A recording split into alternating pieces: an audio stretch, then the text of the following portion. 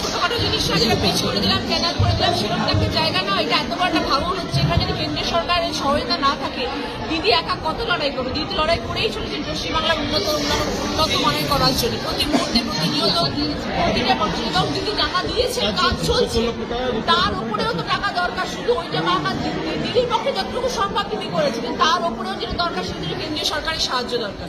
কেন্দ্রীয় সমাজ যদি তাকিয়ে না দেখেন, তাহলে আমাদের কি করে সম্ভব?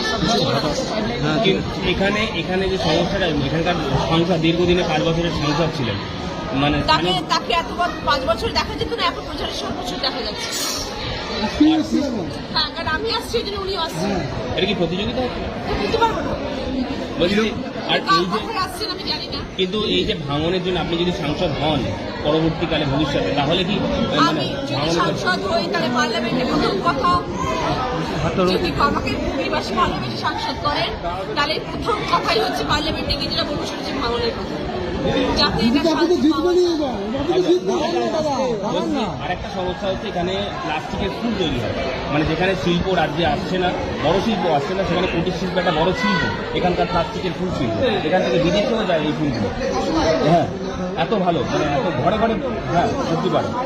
সেক্ষেত্রে রাজ্য সরকারের তরফে মানে ফুলের যারা ব্যবসায়ীরা, তাদের দাবি যে রাজ্য সরকার কিছু দাবি, প্রায় ডাক্তার পাওয়া যায়, ডাক্তার থাকেন না ডাক্তার, একটা অভিযোগ এখানকার মানুষের সবসময়ের জন্য থাকে। সেটা নিয়ে কি বলবেন?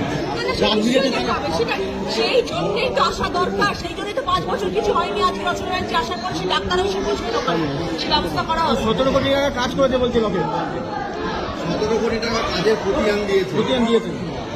মানুষ উত্তর দেবে, তার আমি উত্তর দেবো কেন? মানুষ উত্তর দেবে যে উনি সত্যি দিয়েছেন কিনা, মানুষ বলবেন যে উনি কি কাজ করেছেন। তিনি জানিয়েছেন যে এই মুহূর্তে রচনা এখানে নতুন, পরে সে আফসোস করবে কেন তৃণমূল পার্টি জয়েন করলেন। নতুন দেখা যাক না, আমার কথা সত্যি হয় কি তার কথা সত্যি, আমার বিশ্বাস সত্যি নেই তার কথা। 5 বছর আসার পর লাইট টাইট হয়েছে, তারপর হুগলিতে আলো জ্বলেছে। সবটাই ছিল, 100 দিনের কাজ দাও তো বন্ধ করলে 5 বছর এসে হুগলির মানুষ এতদিন অন্ধকারে ছিলেন, এটা বিশ্বাস করতে হবে। মানে লোকের চ্যালেঞ্জে আসার পর সবাই আলো দেখলেন, তার আগে হুগলিতে আলো চলতো না। যাই হোক, অনেক কথা শুনছি বলছে যে সব কেন্দ্রেই মুখ্যমন্ত্রী মমতা বন্দ্যোপাধ্যায়ের মুখ, ঠিক সেই সময় দাঁড়িয়ে উত্তরবঙ্গ উন্নয়ন ব্যুরো বলছেন যে মুখটা শুধুমাত্র কাজ করতে হবে, মমতার মুখে কোনো ভোট হয় না।